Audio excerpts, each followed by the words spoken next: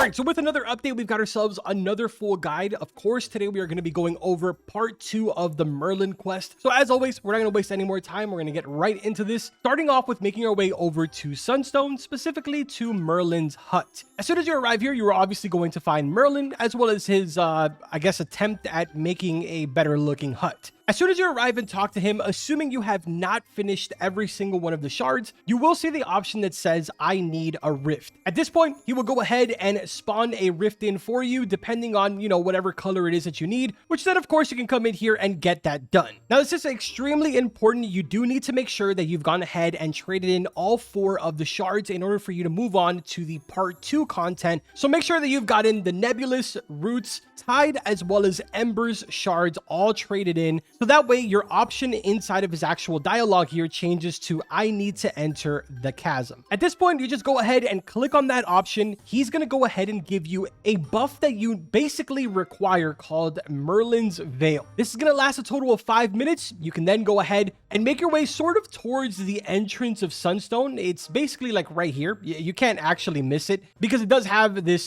purple sign right over it. At this point, go ahead and put on your advanced diving gear, super flippers, water bubble, whatever it is that you want to put on, and then swim straight down towards basically this purple stuff. As soon as you touch it, you'll be instantly teleported inside of the mineshaft. This is where pretty much this entire journey is going to begin for you. And I'll be honest, during the daytime, it's fairly clear inside of here, but if you do want it to be a little bit easier to see inside of here, make sure that you do have performance on. It's going to make a huge difference with the clarity. But now let's explain what you're doing down here, because mainly the sole purpose to this area is for you to be able to get the shard of time, so that way you're able to craft Merlin's staff. As soon as you arrive in here, you'll notice these 3 pedestals that are asking for 3 individual stones. You have the rough geode, you got radiant crystal, as well as the cut gem. 2 of these are going to be extremely easy, being the cut gem as well as the rough geode, but we'll sort of start off with the cut gem because it's probably by far the easiest. If you notice, there is a track all around here, and on that track there is a mine cart that is sort of traveling around. You basically want to wait until the mine cart is right under this rope right here before you pull the lever that is right next to me. I'm going to pull it right now, and you'll notice the mine cart has now shifted over and is on this wall. Now we can go up to this, grab the cut gem, and we've accomplished the first portion of this. Very, very easy.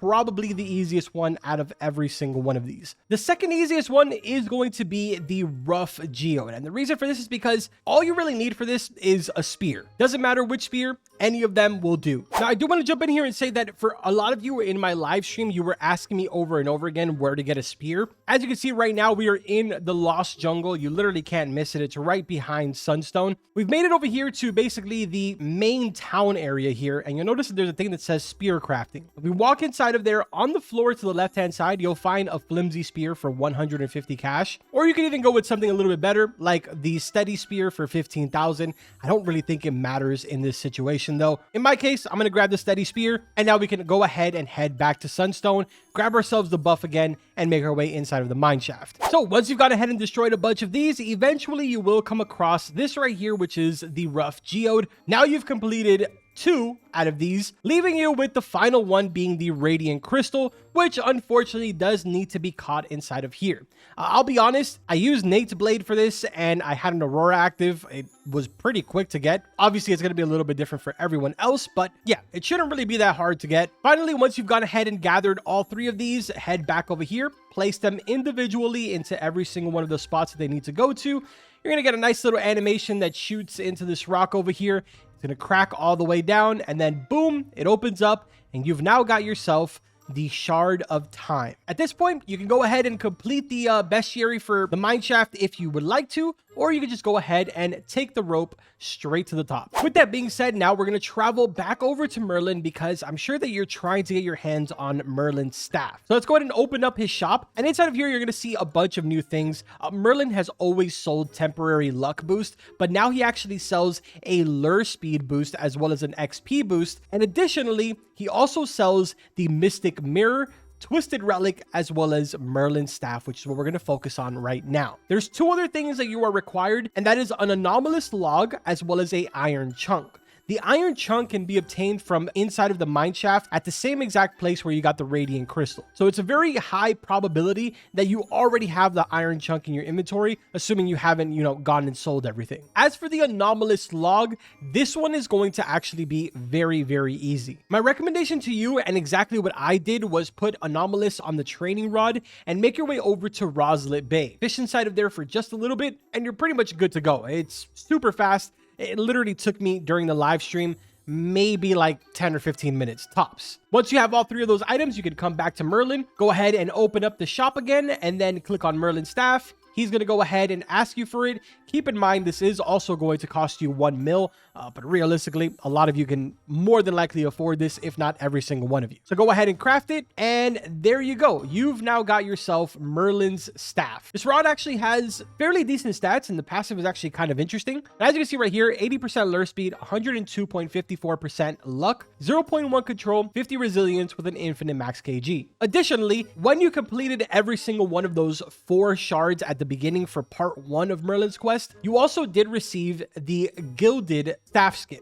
So you can go ahead and equip that if you would like to. Looks pretty cool. Obviously, I don't have performance mode off right now, but that's what it looks like right there. Actually kind of sick. Really quick, if we jump down here and we fish, I'll show you guys what the passive is. Basically, what it does is it makes the control bar a lot smaller. And if you're able to keep it inside of that small control bar, it'll give it a massive boost, at least to the progression. And you also see that this is how you get the brand new magical mutation. That's something important to keep in mind, because if we go ahead and travel back to Merlin, the next item that I'm going to show you guys is the Mystic Mirror. For this one, you're going to need a magic mirror, which you can buy from pretty much the traveling merchant. You're also going to need a magical crystal geode, which again, you fish inside of the mineshaft using obviously Merlin's staff. So that way you are able to get the mutation, obviously. And then finally, the glass diamond with the magical mutation, which again, you have to be using Merlin's staff, and you just need to go to Northern Expedition to the Overgrowth Caves. As soon as you have every single one of these, come back over here, go ahead and craft yourself